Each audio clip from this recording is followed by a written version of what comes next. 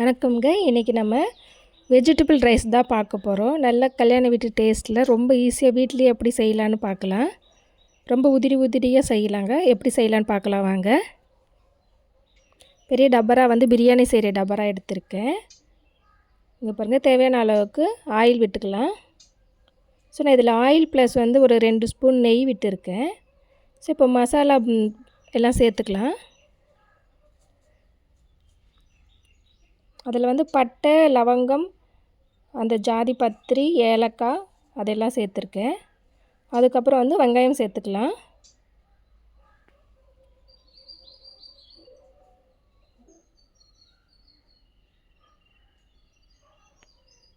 So வெங்காயம் நல்லா golden brown கலராக வரணுங்க. ஸோ இதுதான் முக்கியமான அந்த டேஸ்ட் கொடுக்குறதே. நம்ம நார்மலாக வீட்டில் செய்கிறவங்க அந்த கோல்டன் ப்ரௌன் கொஞ்சம் அந்த கண்ணாடி பதம் அது மாதிரி வந்ததுமே தக்காளியெல்லாம் சேர்த்துடுவாங்க இல்லையா? ஸோ இப்போ நம்ம அது மாதிரி பண்ணக்கூடாது. நல்லா கலர் மாறணும். ஸோ அந்த மாதிரி மாறினா தான் அந்த டேஸ்ட் வரும். இங்கே பாருங்கள், ஆல்மோஸ்ட் கலர் மாறிடுச்சு. ஸோ இப்போ நம்ம இஞ்சி பூண்டு சேர்த்துக்கலாம். ஸோ இப்போ உங்களுக்கு பார்த்தா தெரியும் எந்த அளவுக்கு வெங்காயம் வதங்கியிருக்குன்னு சொல்லிட்டு. ஸோ இப்போ நம்ம தேவையான அளவு இஞ்சி பூண்டு போட்டுட்டு அதுவுமே நல்லா ஒரு நிமிஷம் போல் நம்ம வதக்கணும். இப்போ தக்காளி சேர்த்துக்கலாம். நான் அடுப்பில் தாங்க செய்கிறேன், கொஞ்சம் அனல் ஜாஸ்தியாக இருக்குது.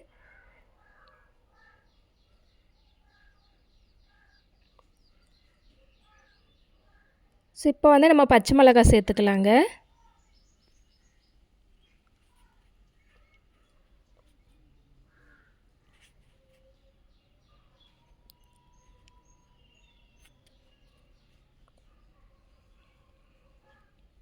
இப்போ நம்ம தேவையான அளவுக்கு புதினா, கொத்தமல்லி சேர்த்துக்கலாங்க.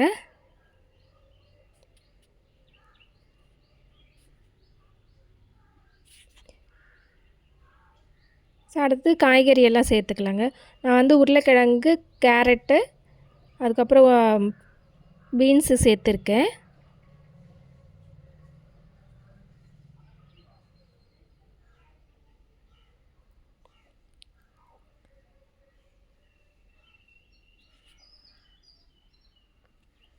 நல்லா ஒரு 2 நிமிஷம் போல் நல்லா வதக்கிக்கோங்க.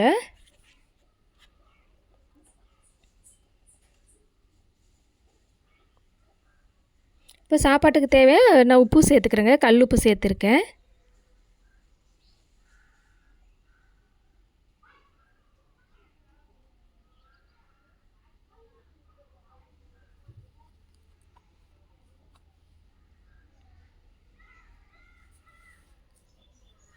ஸோ இப்போ நம்ம வீட்டிலே அரைச்ச கரம் மசாலா, ஸோ அது 1 ஸ்பூன் இருக்குங்க. நான் அந்த அளவுக்கு சேர்த்துக்கிறேன்.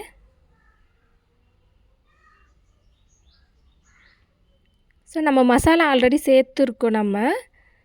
ஸோ இது கரம் மசாலா இன்னும் கொஞ்சம் ஃப்ளேவர் கொடுக்கும். ஸோ அதுக்காக தான்.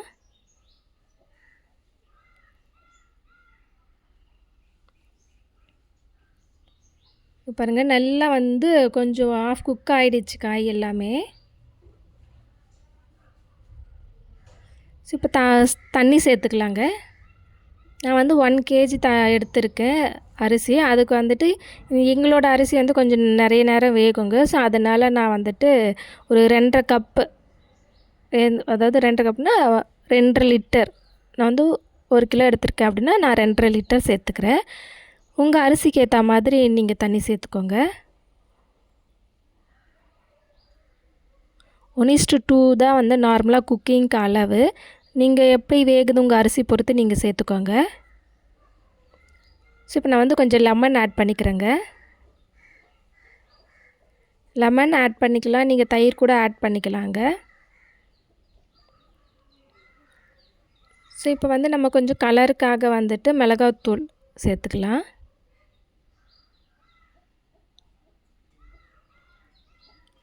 நல்லா சால்ட்டெல்லாம் செக் பண்ணிக்கோங்க ஒரு முறை. ஸோ இங்கே பாருங்கள், இப்போ நல்லா இந்த மாதிரி நல்லா தண்ணி கொதிக்கணுங்க. அதுக்கப்புறம் தான் ரைஸ் சேர்க்கணும்.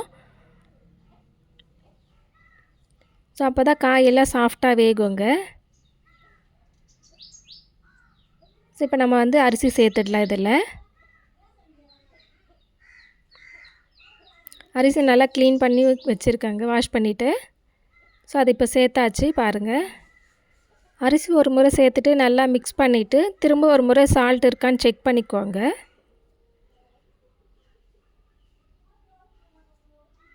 ஓகே, இப்போ மூடி வச்சிடலாம். நான் உங்களுக்கு வந்து கொஞ்சம் நேரம் கழித்து தான் திறந்து காட்ட போகிறேன். இங்கே பாருங்கள், ஆல்மோஸ்ட் வந்து வெந்துடுச்சு நல்லா.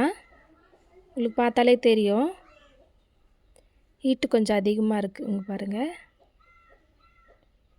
ஸோ இந்த டைமில் வந்து நம்ம தம் வச்சிடலாங்க. ஸோ இப்போ தம் வச்சுட்டேன். நான் ஆல்ரெடி வந்து அடியில் கொஞ்சம் தம் வச்சுருந்தேன். ஸோ அதை நான் உங்களுக்கு காட்ட மறந்துட்டேன். ஸோ இப்போ நான் மேலே வச்சுருக்கேன். ஸோ இப்போ தம் எடுத்தாச்சு. இங்கே பாருங்கள், தம் எடுத்து ரிலீஸ் பண்ணிட்டேன். எப்படி உதிரி உதிரியாக வந்திருக்குதுன்னு பாருங்கள்.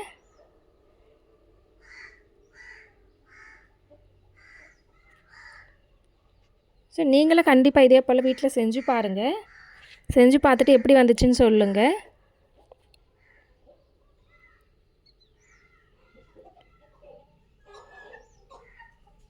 ஸோ நல்லா சூடாக இருக்குது. இதுக்கேற்ற வந்து நீங்கள் ரைத்தா, பச்சடி எல்லாமே வச்சு சாப்பிடலாம். அது உங்களோட விருப்பம்தான். ஸோ டேஸ்ட் பார்த்தீங்கன்னா கண்டிப்பாக உங்களுக்கு கல்யாண வீட்டில் சாப்பிட்ற மாதிரி ரொம்ப டேஸ்ட்டாக இருக்கும்.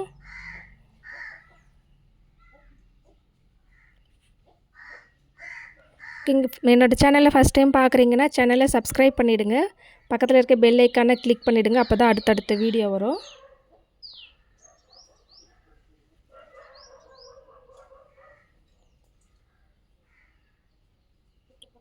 ஓகேங்க, இப்போ சாப்பாடு வந்து சாப்பிட்றதுக்கு ரெடியாக இருக்குது. டேக் கேர், பாய்.